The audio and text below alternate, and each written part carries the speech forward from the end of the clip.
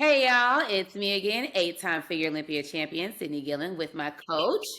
Damian Segovia, hello. And we have a special guest today. It's post-Olympia.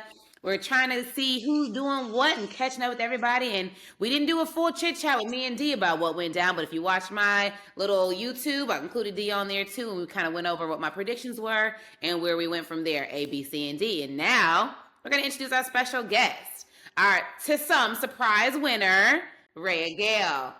Miss Hi. Olympia now. Crazy. Welcome to our podcast. How does it feel? I know everybody hates that question. How does it feel? It still doesn't quite feel real. Yeah. But I'm so grateful and really excited to step into this. Yeah. So, okay, let's go through your history because we have to introduce you. Because, like me, I remember when I first got my first Olympia, everybody was asking, like, where'd she come from? Whole time I'd been there for years. So, let's give a background of kind of what your trajectory was, where you started, when your first pro show was, give people the history so they can kind of get to know who you are and we can kind of establish kind of that background for you. Perfect. So I started competing in 2016 and turned pro 2018. Started doing pro shows 2019. I was like, do you know what? I'm going to come over to the US because that's where the shows are. That's where the figure girls are. So I ran New York, Puerto Rico, Toronto, Norfolk, Chicago, and got points for my first Olympia, which was 2019.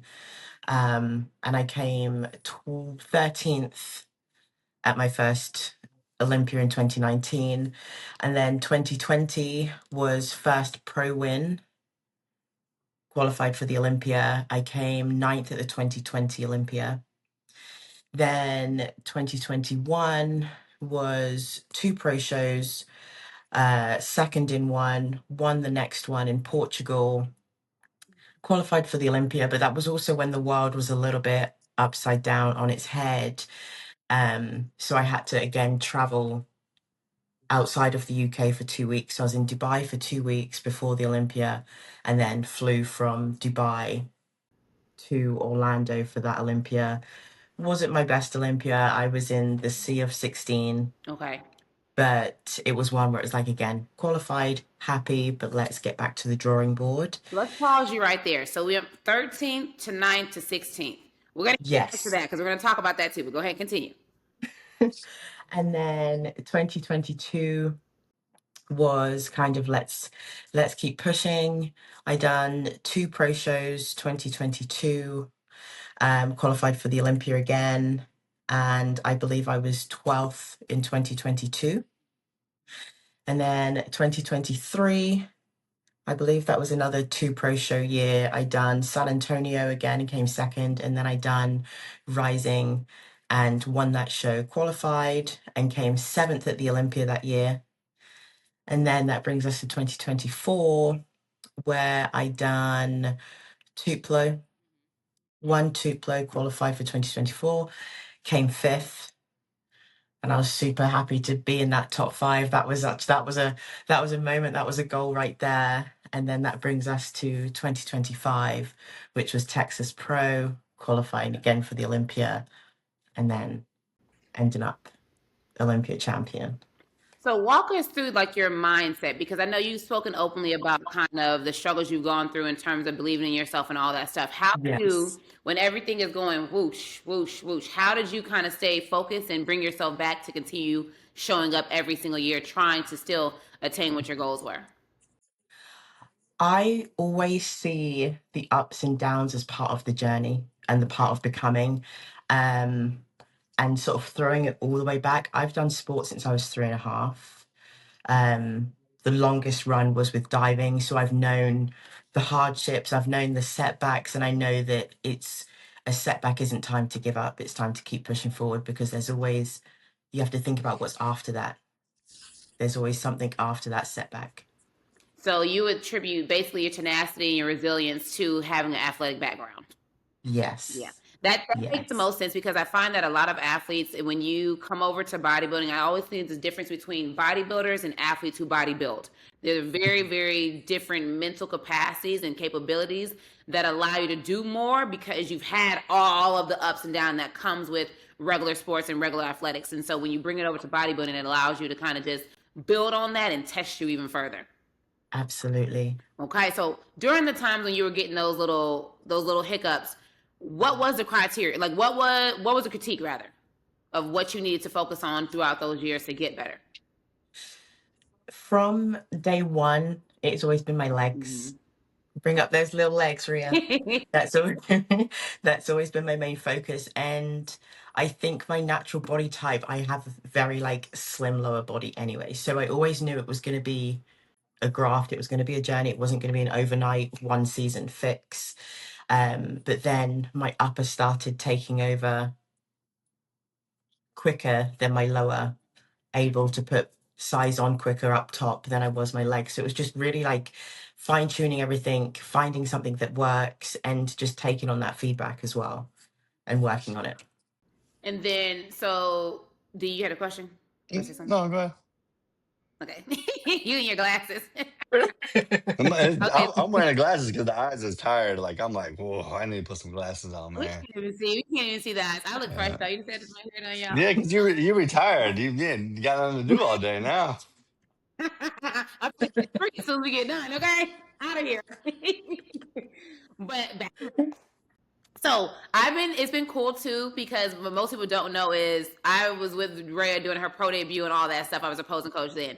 And so it's just pretty cool to just see how far you've come. Cause I remember how you used to look. And I remember watching the progress. Cause one thing about me is if you listen to our first podcast, and Dee knows, I watch everybody. I don't care how far back you are. I'm watching every single person, but I'm specifically going to watch my clients because I want y'all to do well.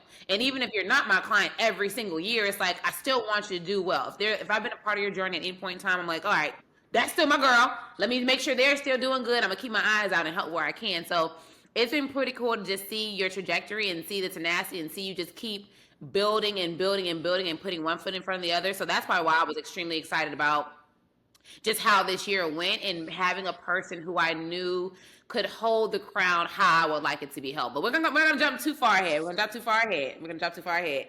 Now let's backtrack. Let's ask some Olympia questions. So going in, what did you think? Like what was the turning point where you were like, you know what, I can actually win this title?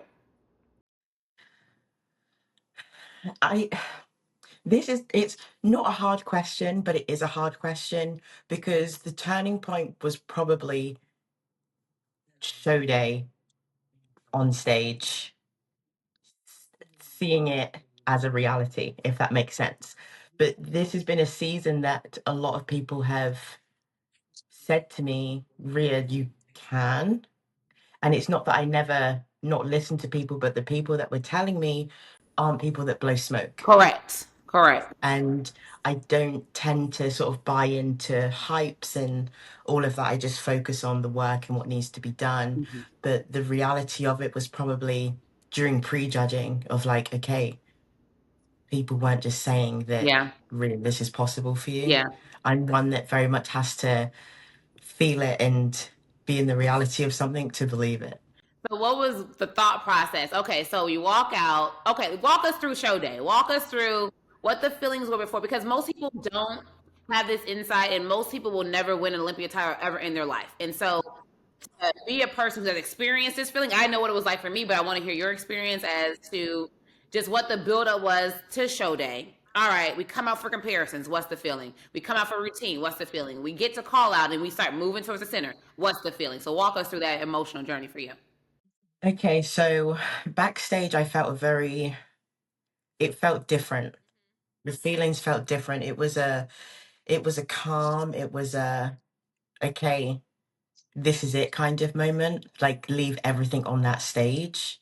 Not that I don't do that normally, but it was just things can change in this moment. So 110% with everything. So during the first look, it was Rhea getting to those poses, as we spoke about.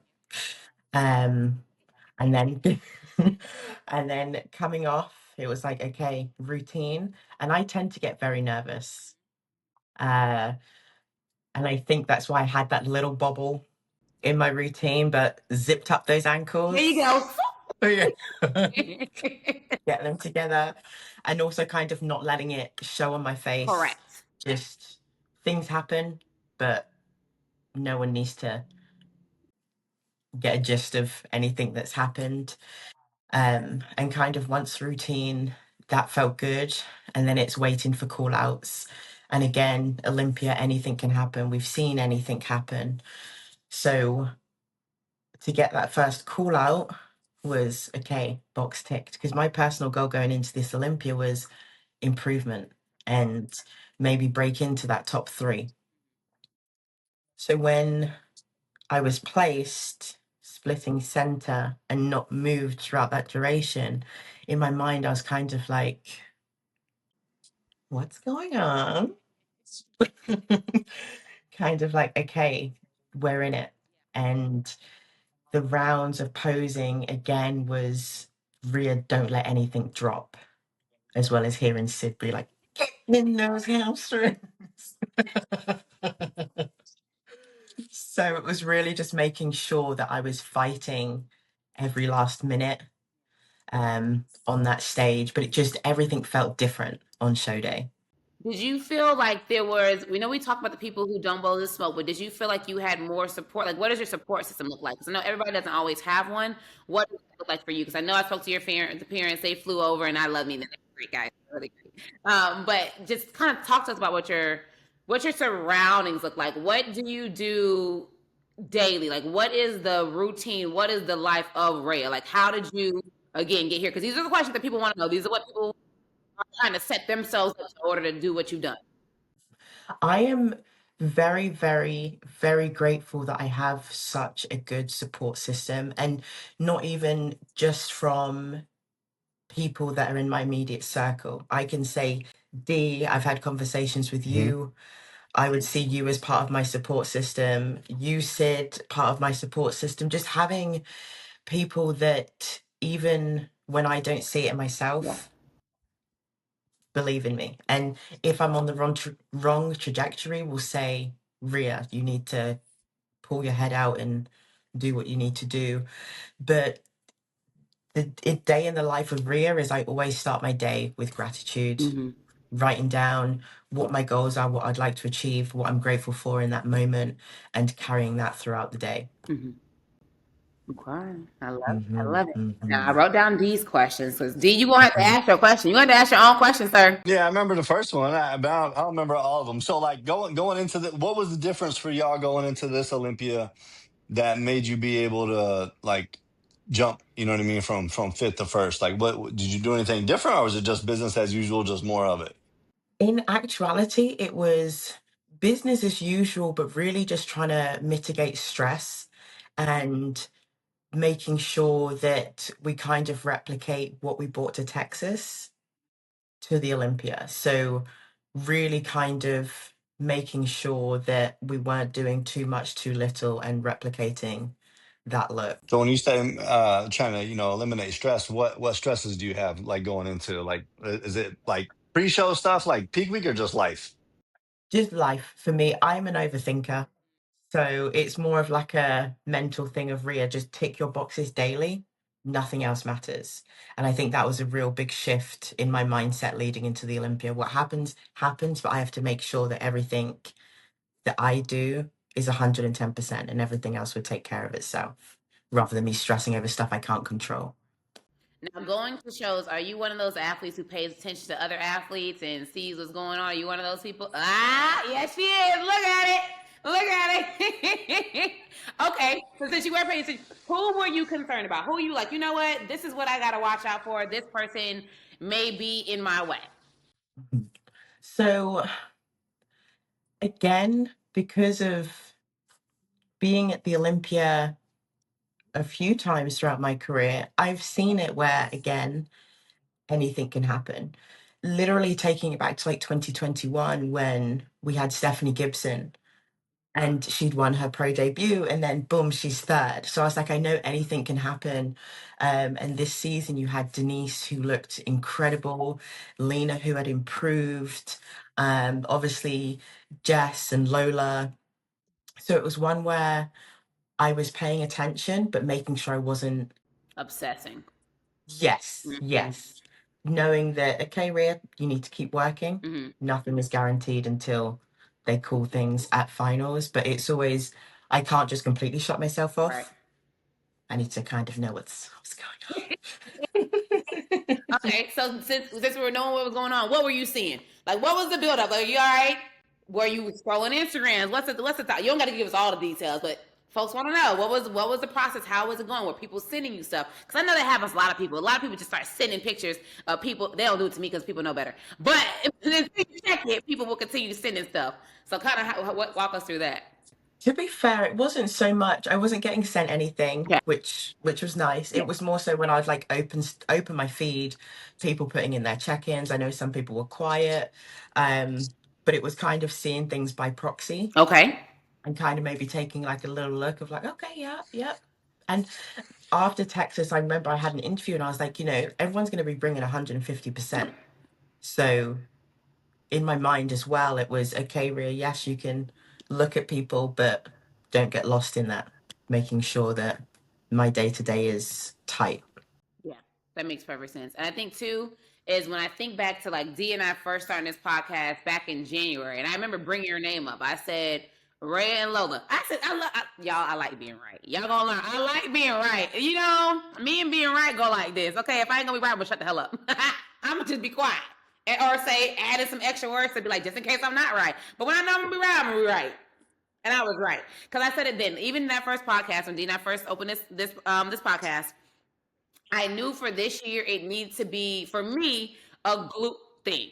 And so, because when I thought about it, I remember I had an interview, I forgot who I was talking to about it. My thing was this: when you're looking at the athletes, if I'm looking at a Miss Olympia or Mr. Olympia, there is not one Mr. or Miss Olympia that has glutes that are not right across any category, male or woman.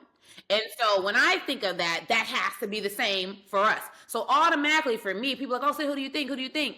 I'm automatically nixing anybody who doesn't have what I think needs to be there. AKA, if your booty isn't right, I'm not going to be like, oh, yeah, no, I'm not going to say it. Whether it happens or not my concern. My concern is saying what I would like to see and what I have seen after being in this industry for 18 years. And so automatically that put you and Lola at the top for me, and any newbies that could pop up too, because again, like you said, the door is wide open. And this year at the Olympia, I made a comment on like TikTok about this, it was very much a year of it doesn't matter what title you got, who you thought you were, what you thought you were gonna do. The judges said not today. I'm gonna put you where I want to put you at and where you deserve to be at. And it was very much that, and which I love to see too, because it's even more rewarding for people coming up to understand, like, hey, listen, hey, it could be your day. You come in right, it could be your day. And that's what I loved about the Olympia coming up. So as I was watching that was pretty cool to see. But in my predictions, that's why I already had y'all in the top two. And for me, I knew you had the potential to win it because, again, I was concerned about the legs too. I'm with the judges too. I was like, she always bring conviction. Her back bigger than mine, so we got to worry about that. Not really worried about that. Or the legs will be right. When I saw your text, I said, yeah, that right there, that'll do it. And it's just so cool to see how the timing lined up for you to be on point when you needed to be on point, and that's what ultimately matters. But going into this next year, so what are you going to be doing to improve going to this next year, and what kind of does the training look like? Have you done less training, new training splits? What does that look like? So actually this past year, training has like completely changed. I train upper body once a week, legs twice a week, so I train 3 times a week. And we're kind of keeping that going throughout the off season. The goal for competitions next year is probably to really just focus on the Olympia. Okay. Just to make sure everything is fine-tuned, posing is tight, legs are still there, we can still refine on that upper body, but again, not changing too much so the look isn't completely different to what they're wanting to see. Correct. Now, this is one thing most people don't take into consideration too, is when because you're shifting into a new era now. And I know for me, it was a little bit of a mind F word. of going from competing all the time to doing nothing and only doing the Olympia. How are you going to control that? Because it is a different journey. It's just different. Yeah. I was kind of thinking about this over the weekend because I was asked, and I was like, you know what, I've never just had one thing to focus on. It's always been all guns blazing to qualify, get that qualification, and then it's an Olympia prep. But now it is an Olympia prep. So trying not to mentally change it too much and kind of see it as not another show, but really, yes, it's just an Olympia prep, but you can't get to overthinking. I did the same thing. You could say it. I did take it just as another show because you have to take it down a notch so that it takes the severity off of it because that pressure will build if you're like, oh, it's Olympia. Because it did my first show and I probably gained 10 pounds backstage right before I walked out. So, okay, my first Olympia was a cluster. It was a cluster. I was out here winging it. I was shaking like a leaf. I was actually like, it's Olympia. That had to die. That had to die quick. And I had to develop the part of like saying like, hey, you better treat it just like another show. But I learned that from track because my coach was like, it's just another track meet because we were running that print relays and everything. She was like, listen, take it off. Even though there's 60,000 people screaming around you and you're dead center running a race, forget that. Yeah. And I pull that over into bodybuilding. So that's good that you're on the thought process of that because it is different. I'll be here anyway, should you need any help. But it is different. Okay. D, let me check my phone. I got some more. So percentage wise, I know it's probably a hard question, but do you feel like you and your coach hit the mark? Like, were you all 95, 92, 100? Like, where do you feel like you was at as far as what you envisioned? So for this, I feel that this was the best yet. Personally, for me, outside of my physique, I feel like there was stuff I could have done better. But look-wise, I was 110% happy with it. Because you know the show was tight. Like you won by one point. Yes. So what are you gonna do differently that's gonna make it to where I mean, you can't go into Olympia with it being that tight every year because sooner or later it's not gonna sway your way. You know what I mean? Absolutely. So what is the game plan in the back of your mind? Like what you need to do to make sure that doesn't happen? Keep on training those legs and not leave any room to lose any poses. And also, again, looking at my physique from just a Rhea standpoint, core control, I know that I can still be better with that and still some more refinement in my upper body. I agree. This is going to be good. I'm excited. Now, going into, since we're talking about mental work, well, let me tie back on what D just said. Since D said it was close, what do you think I didn't say it was close. The scorecard said it was close. He did. The scorecard said it was close because that's what the scorecard said. But what do you think pushed it over? Also, have you watched video? Have you watched it back? Have you studied what happened? I have watched it back. I've studied, not quite studied, because again, I'm my own worst critic. Okay. So I'm still like Rhea, there could be more leg, there can always be more. But from again Tyler's feedback, it was side poses. So, and I know, and you know, that has been a struggle for me. So I feel like this was close and I was okay with it being close because I don't want to let that happen again. So it's hard to articulate stepping into the role and stepping into this title and knowing it's okay that I still have work to do and I will still do that work. It's not just, okay, it's the title, that's okay. I'm like, this is just beginning right now. That's right. Good mindset, because some people do get the title and start resting on their loins, and that's when you get snook. Okay, you don't want that to happen. It's not a good feel. I would never know, but I assume that it wasn't a good feeling when I did it, because I would never want this to happen to me. That was my motivation. Don't get snook. Okay, you don't want. If you lose, okay, but if you just rested on your laurels and you had all the power in your body to do what you need to do and you didn't do it, that's a whole other type of loss. That's like you just gave it away. Yeah. Okay. Okay, I had a question and I just forgot what it was. Doggone it. Oh, well, it was something that you said. Ah, no. All right. It's called Cylence Unlocked for a reason. So, Miss Ma'am, I'm going to internalize my inner Bob Chickerlo. What were your thoughts on the press conference? Did you watch the press conference? Okay, so I'm going to take it back to 7 Olympias ago, 2019, when I believe that was the first press conference that women were in. Because I remember going to that press conference again, because I'm like, oh my God, Sid, Latoria. So I was like, I'm going to listen to this. And I remember, and obviously for like hype and stuff like that, Bob was trying to get this going, and that's what he does. And I remember you saying, like, you're not going to get a rise out of us, you know, it's a sisterhood. It's a sisterhood. So I was kind of a little bit like taken aback by this press conference. And I do think, you know, let's keep it nice. It's not WWE or boxing or, you know, let's keep it nice. Now, Keep it pure, keep it you. yes, period. We're going to tie in that question because I have a question of what do you envision since you are now the top of the category? What do you envision for the category? Two, dang, what was it? What was I going to say? It's mealtime. That's why I can't remember what I was going to say. Let's talk about that though. So, what do you envision? So, now that you are basically the leader of the category, what do you envision for the category? How will you hold the category to the standard that you envision for it? And what is that standard for you overall? That is a great question. You better I have a great would, answer. oh no, now you can brief me about these. I would just love to continue to see this division grow and continue to keep just the legacy of how Figure has been alive.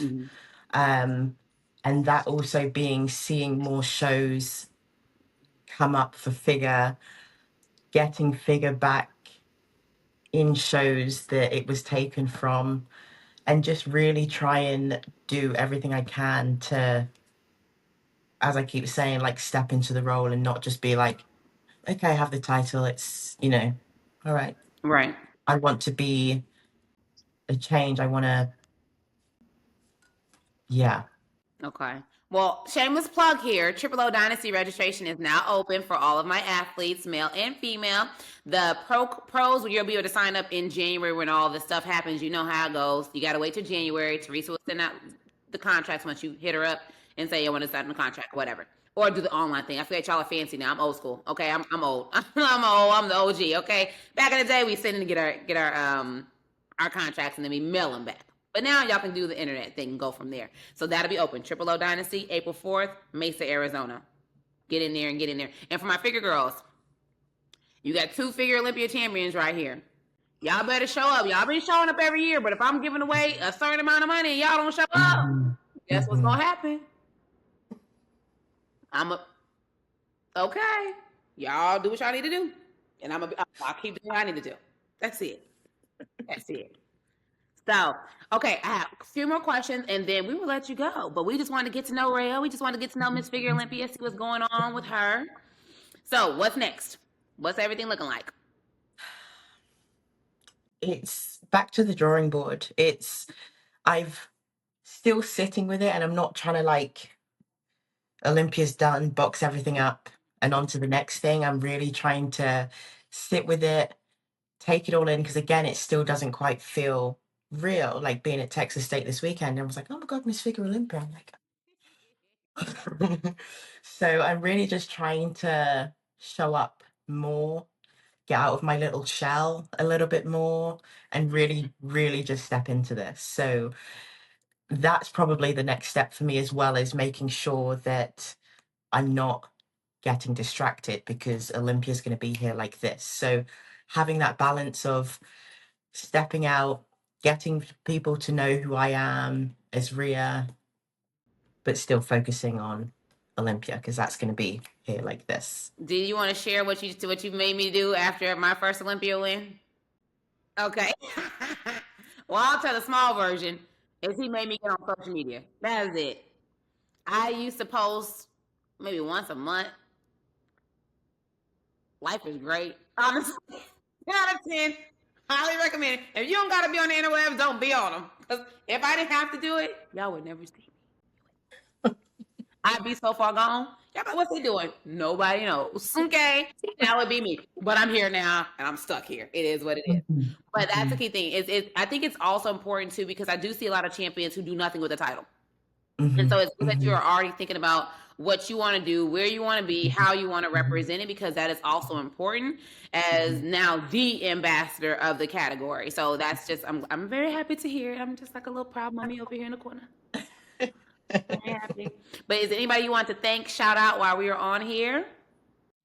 My coach Kuba, my bestie Meg, she's literally been through diving with me, university with me, Oh, really? bodybuilding. Y'all go Yes. back. I didn't know that. Yes. Yeah, we go back like 16 years. What? Okay. Yes. Yeah. Okay. Yeah. Our families are like this. Okay. Yes. Yeah. So it's been a journey, and to have her at this year's Olympia, like we competed at the Olympia together 2024. And she was there coaching a bikini athlete, Kerry Sexton, at this year's Olympia, and to have her there at the same time that I won was just a moment. So big shout out to Meg's, yeah. Family, husband Zach puts up with me daily. But yeah, everybody who's supported me on this journey, I can't thank them enough. All right. Now, final closeout question. When they were in the process, they pull you and Lola to the middle. What was the thought process? Not how you felt or anything like that, but what was the thought process? What were you saying anything to yourself at that moment? What was happening? I was just like, this could be the moment. This could be the moment. And I said to myself, your goal has already been achieved, because I went into this personally wanting to be in the top three. So I was like, okay, Lola was currently third in the world, and now it's between you two.